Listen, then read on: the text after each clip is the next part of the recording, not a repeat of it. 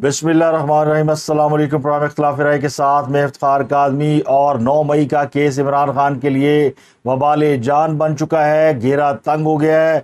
हाँ साहब बहुत मुश्किल में है और अब उन्होंने इसीलिए पहली बार ऑफिशियल सीक्रेट एक्ट और आर्मी एक्ट को सुप्रीम कोर्ट में चैलेंज कर दिया है। तो चीफ जस्टिस उमर बंदयाल को जाते जाते इमरान खान ने एक और बड़े इम्तिहान में डाल दिया है, और वो इम्तिहान ये है कि किस तरीके से इमरान खान की जान उस शिकंजे से निकाले जिसमें फंस गई है, उस फंदे से निजात दिलाएं जो उनके गिर्द, जो उनकी गर्दन में लिपेटा जा रहा है।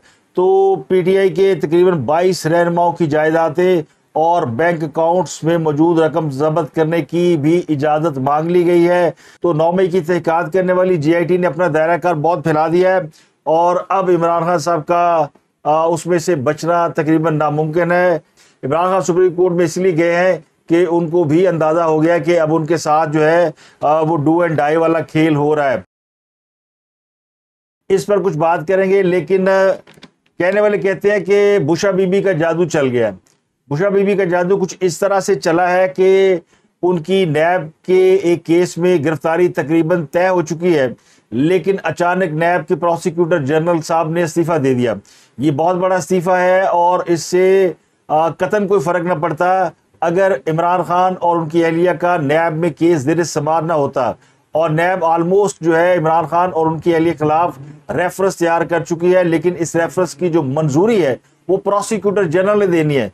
लेकिन बुशा बीबी के जिन बोतल से बाहर आ गए हैं, उनके मुवक्कल काम दिखा गए हैं, और प्रोसिक्यूटर जनरल जो है वो वक्त से पहले इस्तीफा देकर चले गए। तो प्रोसिक्यूटर जनरल के साथ क्या बुशा बीबी के जो अमलियात है उनका असर हुआ है? कोई जादू टूना चला है, कोई जादू का वार हुआ है, या ऐसा क्या हुआ है कि जिस शख्स ने अगले साल यानी फरवरी 2024 में रिटायर होना था, वो वक्त से पहले इस्तीफा देकर घर चला जाता है, और नैब की वो तमाम कार्रवाई जो कि बिल्कुल पकी पकाई यानी वो कुक हो चुकी है, और अब सिर्फ रेफरेंस फाइल होना है, और रेफरेंस में जो मुल्जमान है जिनका नाम है उन्हें गिरफ्तार होना है।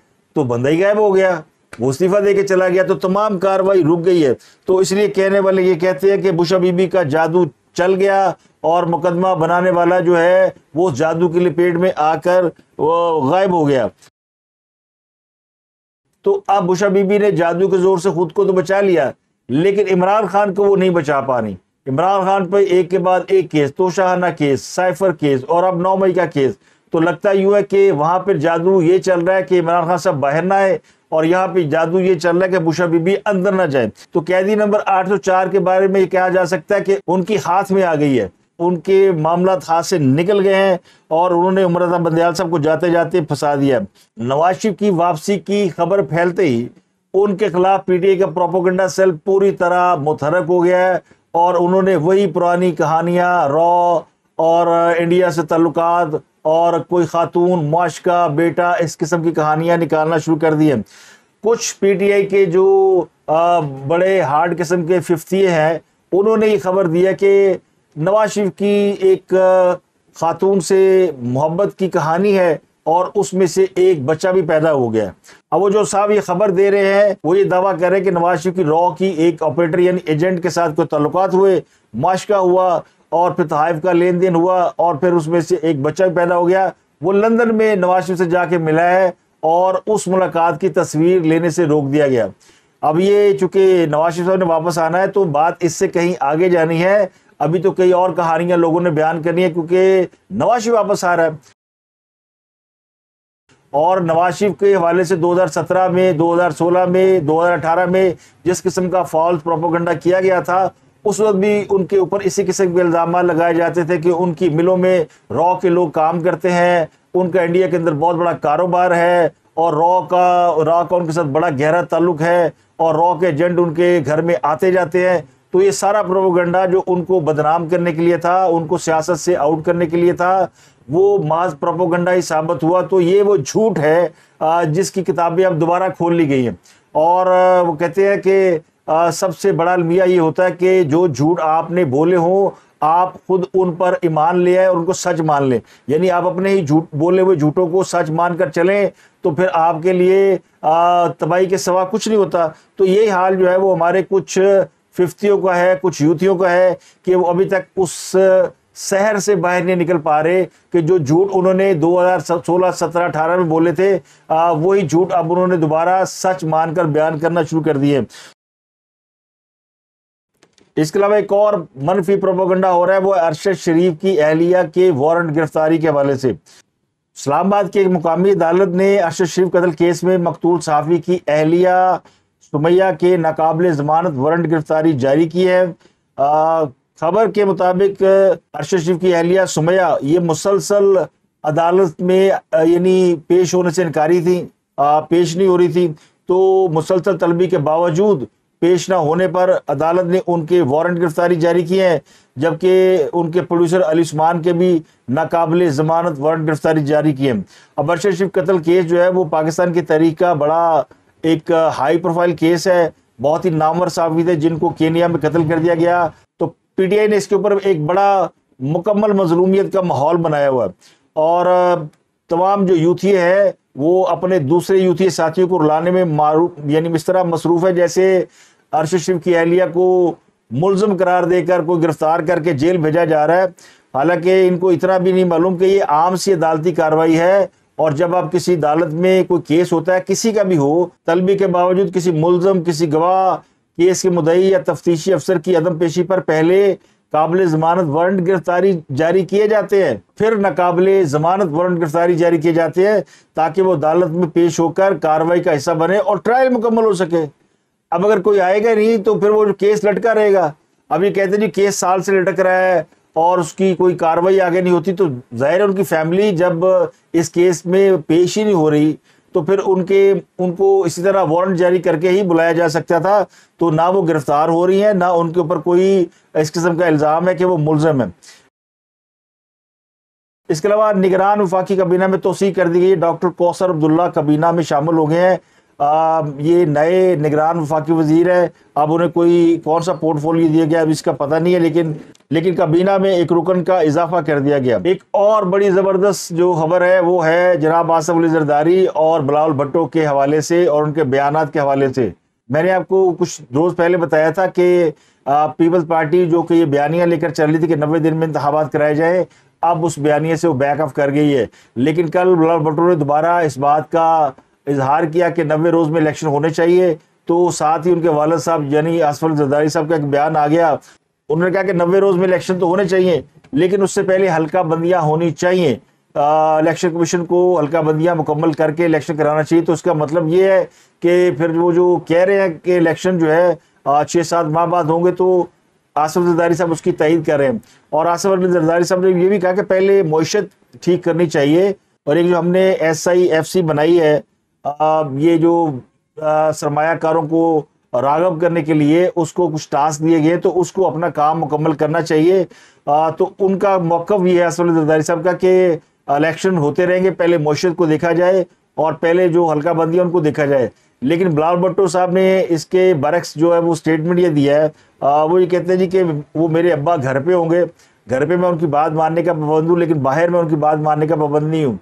तो इससे ये लगता है ये है कि पीपल्स पार्टी ने अपनी पॉलिटिकल कैंपेन शुरू कर दी है, और अब वो जो गुड कॉप और बैड कॉप का एक बयानिया जिसका इल्ज़ाम मुस्लिम लीग नून पे लगाया जाता है कि जी शहबाज शरीफ गुड कॉप है और नवाज शरीफ बैड कॉप है, तो उसी किस्म का बयानिया। तो इसका फ़ायदा ये होता है कि आप हर किस्म की सोच को अट्रैक्ट कर लेते हैं। जो हाँ कहते हैं वो भी आपके साथ, जो ना कहते हैं वो भी आपके साथ। तो कुछ वोट बैंक बाप कैप्चर करेगा, कुछ बेटा कैप्चर करेगा। और अगर वैसे भी पीपल्स पार्टी आसिफ अली जरदारी साहब को अगर डिसएसोसिएट करती है तो इससे पीपल्स पार्टी की साख जो है वो कम नहीं होगी बल्कि बढ़ सकती है, क्योंकि आसिफ अली जरदारी साहब के हवाले से बहुत सी चीज़ें माजी में ऐसी हैं जिसकी वजह से पीपल्स पार्टी को नुकसान पहुंचा है। लेकिन पीपल्स पार्टी को सिंध से बाहर निकालना और पूरे पाकिस्तान में पॉपुलर करना ये एक बड़ा मुश्किल टास्क है। तो अभी बिलावल भुट्टो ने अपनी कैंपेन सिंध की हद तक लॉन्च की है। अब देखना ये कि उनकी जो लड़ाई है ये नूरा कुश्ती है, इलेक्शन के लिए है, या इसके पीछे वाकई कोई हकीकत है और वो वाकई इस नज़रिए के हामिल है या इस नज़रिए को सपोर्ट कर रहे हैं कि इलेक्शन जो है वो डिलिमिटेशंस के बाद होंगे, यानी हल्का बंदियों के बाद होंगे। आज वैसे हुकूमत ने इस बात का ऐलान किया है। निगरान वज़ीर ख़ारजा ने प्रेस कॉन्फ्रेंस की बहुत से वज़रा के साथ, और माशाल्लाह बड़े नाबगा रोज़गार किस्म के हीरे बैठे होते जिन्होंने ایسی ایسی تجاویز جو ہے وہ پبلک کو بتائیں جو شاید ہم نے پہلے کبھی نہیں سنی تھی. یعنی ہوگا ایسے کر لیں گے، ویسے کر لیں گے اور ویسا ہو جائے گا. یہ وہ کام ہے جو کہ ہر آنے والی حکومت کرتی ہے اور کئی سال اس پہ حکومت گزار جاتی ہے لیکن وہ کام نہیں ہوتے. تو اسی قسم کے فارمولے نگران وزیروں کے پاس ہیں. نگران حکومت کے بارے میں کہا جا سکتا ہے کہ جیڑا پنو لال ہے. اب کسی ایک کا نام کیا لیں، وہ جو کچھ بھی ہے وہ اسی طرح کا ماحول ہے. تو آج مراکش میں بھی شدید زلزلہ آیا اور بہت ہی خوفناک زلزلہ تھا. اس میں تقریباً 1000 لوگ جو ہے وہ یعنی جاں بحق ہو گئے. بڑا خوفناک زلزلہ تھا. کل رات کو یہ زلزلہ لیٹ نائٹ آیا تھا اور بڑی خوفناک قسم کی تباہی پھیلی ہوئی ہے. 1200 سے زائد لوگ زخمی ہیں، 1000 سے زائد لوگ جو ہے وہ ان کی ڈیتھ ہو گئی ہے. یہ یعنی جو تاریخی عمارتیں ہیں، مراکش بڑا پرانا تاریخی شہر ہے اور اس میں بڑی تاریخی عمارتیں وہ سب ملبے کا ڈھیر بن گئی ہیں اور خدشہ یہ کہ ہلاکتوں میں اضافہ ہو سکتا ہے. تو خان صاحب نے آرمی ایکٹ اور آفیشل سیکرٹ ایکٹ جو ہے وہ کورٹ میں چیلنج کر دیا ہے اور ان کا موقف یہ ہے کہ آفیشل سیکرٹ ایکٹ آئین کے آرٹیکل 8 سے متصادم ہے، جس کے مطابق کوئی بھی قانون جو بنیادی حقوق سے مطابقت نہیں رکھتا یا اس کی ترسیح کرتا ہے اس کو کالعدم قرار دینا چاہیے. اور اس بل کے اوپر صدر نے دستخط نہیں کیے. جو درخواست میں بنیادی طور پر پوائنٹ اٹھایا گیا ہے وہ یہ ہے کہ یہ بل منظور نہیں ہو سکتا تھا کیونکہ اس پر صدر مملکت نے دستخط نہیں کیے. یہ ان کے دستخط کے بغیر اپروو ہوا ہے. اب یہ اس جو چیلنج کیا گیا اس کے پیچھے جو بنیادی مقصد ہے وہ 9 مئی کے واقعات سے خود کو بچا رہا ہے. آج بھی عمران خان صاحب کی آفیشل سیکرٹ ایکٹ کی عدالت میں ایک سماعت تھی سائفر کیس کی ضمانت، لیکن جج اویلیبل نہیں تھے تو یہ سماعت آگے چلی گئی. اس کے علاوہ آج 2 عدالتوں میں یہ درخواست دائر کی گئی تھی کہ عمران خان صاحب کے پروٹیکشن آرڈر جاری کیے جائیں، یعنی ان کو جیل سے بلا کر کیس میں شامل تفتیش کیا جائے یا عدالت اپنے سامنے بلائے. تو عدالت نے اس پر فیصلہ محفوظ کیا. عدالت نے اٹک جیل کے سپرنٹینڈنٹ سے رائے طلب کر لی اس حوالے سے اور سماعت 16 ستمبر تک ملتوی کر دی ہے. سپریم کورٹ نے نیب ترامیم کا فیصلہ محفوظ کیا ہے لیکن فیصلہ محفوظ کرنے کے بعد اب یہ فیصلہ سنایا جانا ہے تو وفاق سے جواب مانگ لیا گیا ہے. اب یہ بڑی حیران کن چیز ہے کہ فیصلہ محفوظ کرنے کے بعد جو ہے وہ یعنی سوال بھیجا گیا ہے اور رائے مانگی گئی ہے. تو یہ بھی اپنی جگہ ایک بڑی ہی یعنی انہونی بات ہے کہ کسی بھی مقدمے کا فیصلہ محفوظ کرنے کے بعد فریقین سے ان کی رائے مانگی جائے یا ان کے بارے میں کچھ ان کو سوال نامہ بھیجا جائے. اس کے بارے میں اطلاعات یہ ہے کہ چیف جسٹس کی عدالت نے فریقین کے وکلاء سے رابطہ قائم کیا ہے اور ان میں ایک سوال بھیجا ہے کہ اس کا وہ جواب دیں. چیف جسٹس عمرتا بندیال صاحب نے سوال کیا تھا کہ احتساب عدالت دائرہ اختیار میں نہ ہونے پر کسی رکن پارلیمنٹ کے خلاف ریفرنس منتقل کرتی ہے اور کون سی مجاز عدالت ہوگی جو ریفرنس کا فیصلہ سنائے اور کس قانون کے تحت. وفاق کے وکیل مخدوم علی خان نے 9 ستمبر کو سپریم کورٹ کے سوال کا 5 صفحات پر مشتمل جواب جمع کرا دیا. اس جواب میں یہ لکھا گیا تھا کہ چیف جسٹس آف پاکستان کے عدالتی معاون کے ذریعے سوال بھجوایا گیا ہے. سوال کے ساتھ ہدایات بھی پہنچائی گئی ہیں کہ فاضل وکیل اس کا لازم جواب دیں. تو جمعے کو یہ سوال بھیجا گیا جس کا جواب پھر دے دیا یعنی وفاق کے وکیل مخدوم علی خان نے. لیکن یہ بڑی حیران کن بات ہے کہ فیصلہ محفوظ کرنے کے بعد آپ نے بھیجا سوال کے جناب اس کا جواب دیا جائے. تو اس کا مطلب ہے کہ چیف جسٹس صاحب جو نیب کیس کے اوپر پھنسے ہوئے ہیں. اب چونکہ ایک اور امتحان انہوں نے ڈال دیا عمران خان صاحب نے کہ وہ آرمی ایکٹ اور آفیشل سیکرٹ ایکٹ یہ جو دونوں ایکٹ منظور ہوئے ان کے حوالے سے بھی کوئی فیصلہ کر کے جائیں. اب دیکھتے ہیں کہ وہ درخواست کب لگتی ہے اور اس کا وہ کیا فیصلہ سناتے ہیں.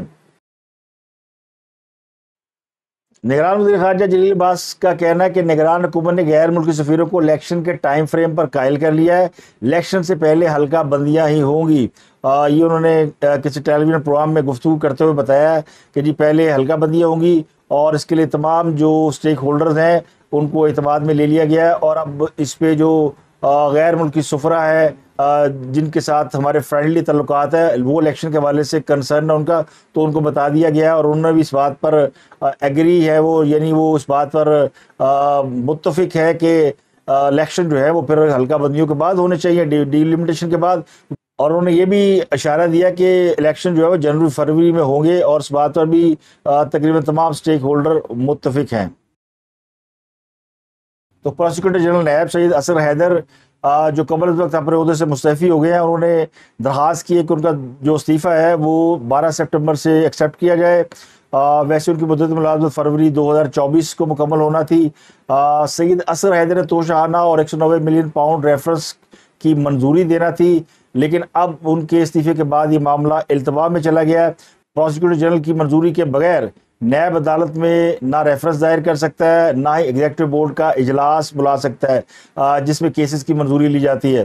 تو کیونکہ نیب ترمیمی قانون کالعدم ہونے پر مقدمات کی بحالی کے لیے بھی پروسیکیوٹر جنرل کی منظوری لازمی ہے، تو اتنے بڑے اہم عہدے پر قائم جو شخص ہے وہ استعفیٰ اس نے دے دیا ہے، تو جس سے یہ کہا جا سکتا ہے کہ بشرا بی بی جو ہے وہ فی الحال گرفتاری سے بچ چکی ہیں، کیونکہ ان کے خلاف ریفرنس دائر نہیں ہو سکتا فوری طور پہ جب تک کوئی نیا پروسیکیوٹر نہیں آئے گا اور اس کی اپروول نہیں دے گا، تو تب تک یہ کیس جو ہے یہ پینڈنگ میں رہے گا۔ اور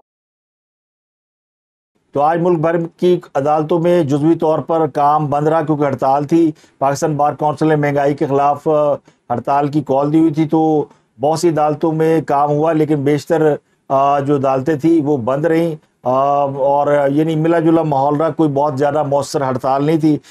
تو اب ڈالرز کی بات کر لیتے ہیں۔ صرف ڈالر کی سمگلنگ روکنے اور ذہن اندازی کے خلاف کریک ڈاؤن کے اثرات ہر چیز پر سامنے آ رہے ہیں۔ ایک ہفتے میں سونا جو ہے وہ 27,000 روپے سستا ہوا ہے، 2,12,000 اس کی قیمت ہو گئی ہے۔ چینی بھی جو ہے وہ 40-50 روپے کم ہو گئی ہے۔ ڈالر اوپن مارکیٹ میں 300 کے قریب آ گیا ہے، یہ 335-37 پہ چلا گیا تھا، اور بعض لوگ یہ بھی آواز لگا رہے تھے کہ ڈالر جو ہے وہ 500 پہ جائے گا۔ اور ڈالر کے خلاف کریک ڈاؤن سے افغان کرنسی ڈالر کے مقابلے میں صرف 4 دن میں 20 روپے اس نے اپنی ویلیو کھوئی ہے، اور 70 روپے سے وہ 90 روپے ہو گئی ہے۔ یعنی اس سے اندازہ ہوتا ہے کہ پاکستان کے اندر اگر ڈالر مافیا کے خلاف یا اسمگلروں کے خلاف کوئی ایکٹ ہوتا ہے تو اس کا اثر نہ صرف پاکستان پہ بلکہ ہمارے ہمسایہ ملک افغانستان میں بھی پڑتا ہے۔ اور افغانستان کی جو کرنسی مارکیٹ ہے، جو جیولری مارکیٹ ہے، وہ بند ہونے سے بہت بڑا امپیکٹ آیا۔ تو اسی لیے اب ایف آئی اے کو مزید اختیارات دے دیے گئے ہیں، اور اب پاکستان کے اندر بھی جو بڑے بڑے ڈالر ذخیرہ کرنے والے لوگ ہیں ان کی لسٹیں بنائی جا رہی ہیں، اور ان کے خلاف بڑے پیمانے پر کارروائی کی منظوری دی گئی ہے۔ اور تورہم سرحد بند ہونے سے افغانستان میں خاصی پریشانی ہے۔ 2-3 روز ہو گئے پاک افغان جو بارڈر ہے تورہم یہ بند ہے، اور اس کے بند ہونے سے پاکستان کے اندر بہت ساری چیزوں میں ڈکلائن آیا ہے۔ تو یہ اب اس میں کوئی دو رائے نہیں رہے گی کہ پاکستان کو جو پاکستان کی معیشت ہے وہ سب سے زیادہ بلیڈ کس طرف سے ہو رہی تھی، اس کے اوپر اب جب کاروائی شروع ہوئی ہے تو وہ بلیڈنگ جو ہے وہ کسی حد تک رک گئی ہے۔ پی ٹی آئی کے لیے اچھی خبر یہ کہ گلگت بلتستان میں آج ایک سیٹ کے اوپر بائی الیکشن تھا۔ یہ سابق وزیر اعلیٰ گلگت بلتستان خالد خورشید کی نااہلی سے جو سیٹ خالی ہوئی تھی اس کے اوپر بائی الیکشن تھا۔ ان کے والد جو ریٹائرڈ جج ہیں خورشید خان، وہ ان کی سیٹ پر الیکشن لڑ رہے ہیں۔ تو اس set per P T I کی جیت کے امکانات واضح ہیں۔ تو لگتا ہے جو کہ P T I Gilgit Baltistan میں اپنی سیٹ قائم رکھنے میں، ریٹین کرنے میں کامیاب ہو جائے گی، اور اس کی بنیادی وجہ یہی کہ گلگت بلتستان میں ان دنوں حالات بڑے خراب ہیں، اور احتجاج جو ہے وہ پی ڈی ایم کی حکومت کے خلاف ہو رہا ہے کہ وہ آئین کے اندر ایک ایسی ترمیم کر کے چلی گئی ہے جس سے گلگت بلتستان میں خاصی ناراضگی پائی جاتی ہے، اور اس کا فائدہ یقینی طور پر پی ٹی آئی کو ہونا تھا، جو کہ اس الیکشن میں ہمیں ہوتا ہوا بھی نظر آ رہا ہے۔ تو اب تک کے لیے اتنا ہی، آپ سے ملاقات ہوتی ہے اگلے ولاگ میں۔ اپنا گرد و نواح کے لوگوں کا بہت خیال رکھیے گا۔